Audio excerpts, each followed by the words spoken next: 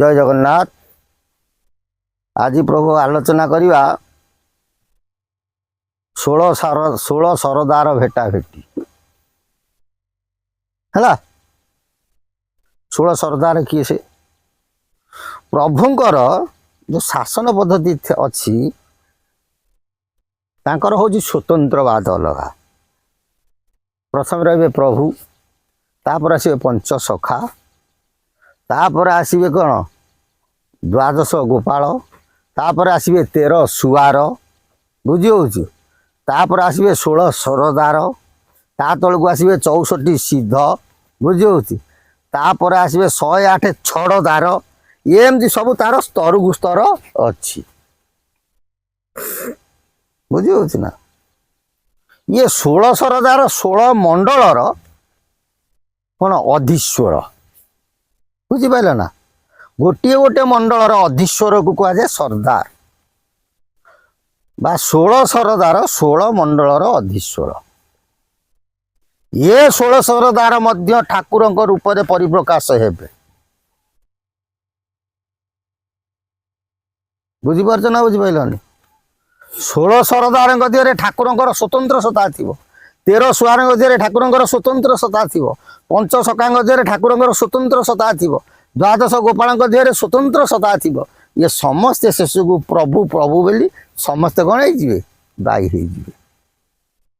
ये समस्ते कहे आमे हूँ गोटे गोटे कौन प्रभु कहीं ताको देहरे प्रभुंकर सत्ताटा विद्यमान थी।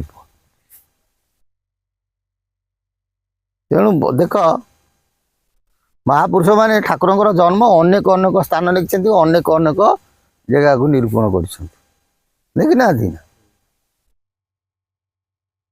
कारण कौन जो 16 सरदार द्वादश गोपाल 5 सखा 13 सुआर 64 सिद्ध एमान देहरे प्रभुंकर सत्ताटा कौन हो विद्यमान थी। से कि से माने निजको निजे आत्मपरिमा देखे ये आत्मा पुरुष गुराक होती स्वतंत्रवाद।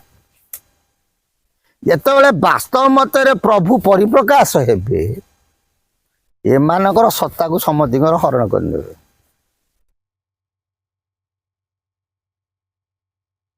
है।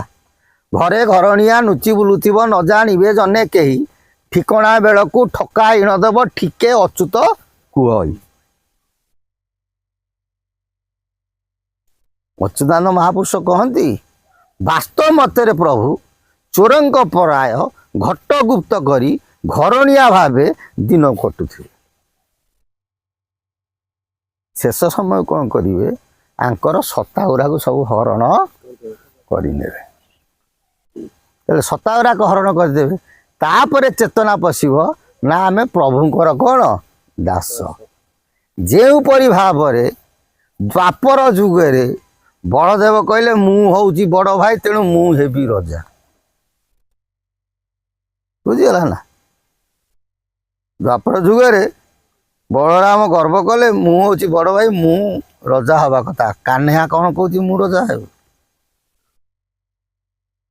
कारण माया पड़ जाते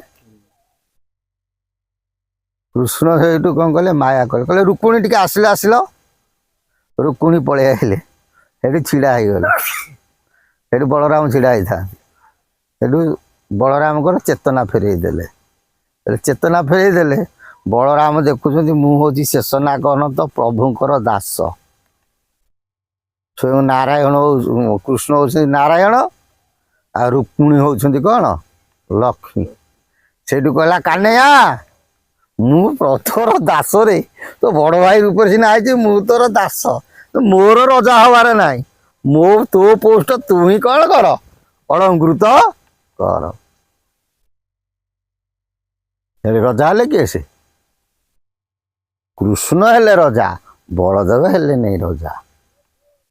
आ मन रखिता जेते सब कहते डिबी डिबी बाड़ी होती वास्तव मत ठाकुर हेबे रजा बलदेव हेबे रजा। को बलदेव बलदेव बा होती शेषनाग अनंत प्रभुंकर दास आ प्रभुंकर दास रजा हे प्रभु कौन सेवक हे को जुगे ना ଲେଖିଛନ୍ତି ମହାପ୍ରଭୁ ବଳଦେବ ହେବେ ରାଜା କାହ୍ନୁ ପରିଚାର ବସିବ ସୁଦର୍ମା ସଭା ସିଜାଜନଗର। ତାର ଅର୍ଥଟା କ'ଣ ସେଟାକୁ ପୂର୍ବ ଏପିସୋଡରେ ଆଲୋଚନା କରିବା। କିନ୍ତୁ ଏଇ ଯୋଉ 16 ସରଦାର ଥିଲେ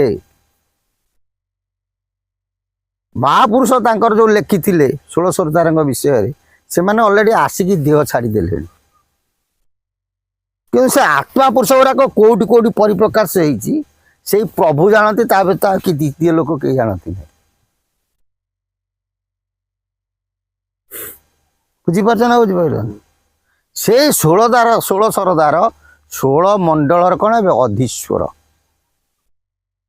ଏମାନେ କୋଉଠି ଭେଟ ହେବେ ଆକୁ ସମାଧାନ କଲେ କିଏ? ସେ ଶିଶୁ ଅନନ୍ତ ତାକୁ କ'ଣ କରିଛନ୍ତି? ତାଙ୍କର ଭବିଷ୍ୟ ମାଳିକାରେ ସମାଧାନ କରିଛନ୍ତି। କହିଲେ କୁଆଁସ ଠାବରୁ ଡାହାଣୀ ହଟା ତା ମଧ୍ୟରେ ଜନ୍ମିବ ସେମର ହଟା କଳି କଳି ବାହାରୁ ଯଦି ବାହାରିବୁ 16 ସରଦାର ଭେଟ ପାଇବୁ ଜୟ ଜଗନ୍ନାଥ। କହିଲେ କୁଆଁସ ଠାବରୁ ଡାହାଣୀ ହଟା। କୁଆଁସ ବୋଲନ୍ତେ ଗୋଟିଏ ମଙ୍ଗଳାଙ୍କର ନାଁ ହଉଛି କୁଆଁସ ମଙ୍ଗଳା, ଆଜି ଖୋଲି କହିଦଉଛି। ଡାହାଣୀ ହଟା ବୋଲନ୍ତେ ଗୋଟେ ଗାଁ ନାଁ ହେଇଥିବ ଡାହାଣୀ ହଟା। କହିଲେ ସେ ମଙ୍ଗଳାଙ୍କ ଠାରୁ ଡାହାଣୀ ହଟା ଗାଁ ଭିତରେ ଜନ୍ମ କିଏ? ସେ ମରହଟା। ମରହଟା କିଏ? ସେ ନା ଛତ୍ରପତି ଶିବାଜୀ ସେଠାରେ ଜନ୍ମଗ୍ରହଣ କରିଥିଲେ। କୁଆଁସ ଠାବରୁ ଡାହାଣୀ ହଟା ତା ମଧ୍ୟରେ ଜନ୍ମିବ ସେ ମରହଟା। ହେ ବାରଙ୍ଗ କଳି କଳିବାରୁ ଯଦି ବାରିବୁ 16 ସରଦାର ଭେଟ ପାଇବୁ। ତୁ ଯଦି କଳିକି କଳି ପାରିବୁ, କି ସୁନ୍ଦର କଥା କହୁଛନ୍ତି ଦେଖ, କଳିକି ଯଦି ତୁ କଳି ପାରିବୁ 16 ସରଦାର ଭେଟ ପାଇବୁ। ସେ ମରହଟା ପାଖରେ 16 ମଣ୍ଡଳର କ'ଣ ହେବେ ଅଧୀଶ୍ୱର ଏକତ୍ରିତ ହେଇଥିବେ। ତୁ ସେଇଠି ଯାଇ ତାଙ୍କୁ କ'ଣ କରିବୁ? ଭେଟିବୁ। ଏଥର ବୁଝିପାରିଲ ନା ବୁଝିପାରିଲ? ତେଣୁ ଇଏ 16 ଜଣ କହିବେ କ'ଣ କି? ମରହଟା ମଧ୍ୟ କହିବ କ'ଣ କି? କାରଣ ତାଙ୍କ ଦେହରେ ପ୍ରଭୁଙ୍କର ସତ୍ତା ଅଛି। ସେ କହିଲେ କ'ଣ ଖରାପ ହେଇଗଲା? ଶେଷ ସମୟକୁ ପ୍ରଭୁ କ'ଣ କରିବେ? ତାଙ୍କର ସତ୍ତାକୁ ହରଣ କରିନେବେ। ଏଥର ବୁଝିପାରିଲ ନା? ତେଣୁ ବର୍ତ୍ତମାନ ପ୍ରଭୁ ପ୍ରକୃତରେ ଯିଏ ପ୍ରଭୁ ହେଇଥିବେ ସିଏ ଦେଖାଦେବେ ନାହିଁ। ଅନେକ ଜିନିଷ ଅଛି କହି ହେଉନାହିଁ, କିନ୍ତୁ ମନେ ରଖିଥାଅ ସମୟ ଖୁବ୍ ଆଖର। ଆମର ଦୃଢ଼ ବିଶ୍ୱାସ ପ୍ରଭୁ ନିଶ୍ଚିନ୍ତ ଆସିଗଲେଣି। ଆଉ ପ୍ରଭୁ ଯିଏ ଆସିଥିବେ ସେ ଲୁଚିକି କୁଆଡ଼େ ବୁଲୁଥିବେ। ସେ କୋଉଠି ଡେଙ୍ଗୁରା ଦେଇ କହିବେ ନାହିଁ ଯେ ହେଇ ମୁଁ ହେଉଛି ପ୍ରଭୁ। ବୁଝି ହେଉଛି ନା? ସେଥିପାଇଁ କହିଲେ କ'ଣ? କୁଆଁସ ଠାବାରୁ ଡାହାଣୀ ହଟା ତା ମଧ୍ୟରେ ଜନ୍ମିବ ସେମର ହଟା କଳି କରିବାରୁ ଯଦି ବାରିବୁ 16 ସରଦାର ଭେଟ ପାଇବୁ। ଆଉ ଗୋଟେ ଠାକୁର ଅଭିରାମ ପରମହଂସ ଲେଖିଛନ୍ତି 5 ହୋଇବ ଏକ ଜେଣୁ ପଶ୍ଚିମ ଥୟ ହେବ ତେଣୁ। 5 ହୋଇବେ ଏକ ଜେଣୁ ପଶ୍ଚିମ ଥୟ ହେବ ତେଣୁ। 5 ହୋଇବେ 5 ମନ। 5 ମନ ଯଦି ତମେ ଏକତ୍ରିତ କରିପାରିବ ପଶ୍ଚିମ ଥୟ ହେବ ତେଣୁ। ବୁଝି ହେଉଛି? ଆମ ଏ ଶରୀରଟା ଏଇଟାକୁ କୁହନ୍ତି ପୂର୍ବ ଦିଗ। ଲୋକ ମତରେ ସୂର୍ଯ୍ୟ ଯୁଆଡ଼େ ଉଦୟ ହେଇଥିବେ ଅନେଇ ଦେଲେ କହିବେ ପୂର୍ବ ଦିଗ। ପଛଟାକୁ କୁହନ୍ତି ପଶ୍ଚିମ ନା। ଉତ୍ତର କିଏ ଦକ୍ଷିଣ କିଏ? এইটাକୁ କୁହନ୍ତି କ'ଣ? ଦକ୍ଷିଣ। এইଟାକୁ କୁହନ୍ତି ଉତ୍ତର। କିନ୍ତୁ ଗୁରୁ ମାର୍ଗ ତତ୍ତ୍ୱ ବୁଝି ହେଉଛି? ଓଲଟ ବୃକ୍ଷ ଖେଳ ବୁଝି ହେଉଛି ନା? ପାଦ ହେଉଛି କିଏ? ସେ ପୂର୍ବ ଦିଗ। ମସ୍ତକ ହେଲା ପଶ୍ଚିମ ଦିଗ ହେଲା। ପଛ ହେଉଛି ଦକ୍ଷିଣ ଦିଗ। ନାସା ଅଗ୍ରଟା ହେଉଛି ଉତ୍ତର ଦିଗ। ଆମେ କହୁନୁ, ମହାପୁରୁଷ କହିଛନ୍ତି। ବୁଝି ହେଉଛି ନା? ଗୋଟେ ଭୀମ ବି ଲେଖିଛନ୍ତି ପଶ୍ଚିମ କ'ଣ ପଶ୍ଚିମ ଦିଗେ ମୋ ଘର ଆସିଛି ଧ୍ୱନି ମନ୍ଦିର। ତାଙ୍କର ଗୋଟେ କଥା ଲେଖି ଭଜନ ଲେଖିଛନ୍ତି ଏଥର ବୁଝିପାରିଲେ ନା ବୁଝିପାରିଲେ? ତେଣୁ ପାଞ୍ଚ ହୋଇବେ ଏକ ଜଣ, ଯଦି ପାଞ୍ଚ ମନ ଏକତ୍ରିତ ହେଇଯିବ ପଶ୍ଚିମ ଥୟ ହେବ। ତେଣୁ ପ୍ରଭୁ ପଶ୍ଚିମ ପଟେ କ'ଣ ହେଇଯିବ? ଥୟ ହେଇଯିବ, ମାନେ ମନ ସ୍ଥିର ହେଇଯିବ। ଯାହାର ମନ ଅଟେ ସରୁ ନିଶ୍ଚୟ ପାଇବ ଦର୍ଶନ କଳ୍ପତରୁ। ଯାହାର ମନ ସରୁ ହେଇଗଲା ସେ ପ୍ରଭୁଙ୍କ ଦର୍ଶନ ପାଇଲା, ଇଏ ଗୋଟେ ଅର୍ଥ ବାହାରିବ। ପୁଣି ପାଞ୍ଚ ହୋଇବ ଏକ ଜଣ ପଶ୍ଚିମ ଥୟ ହେବ। ତେଣୁ ଯଦି ପଞ୍ଚସଖା ଯେତେବେଳେ ଏକତ୍ରିତ ହେଇଯିବେ ସେତେବେଳେ ପଶ୍ଚିମ ଥୟ ହେଇଯିବ।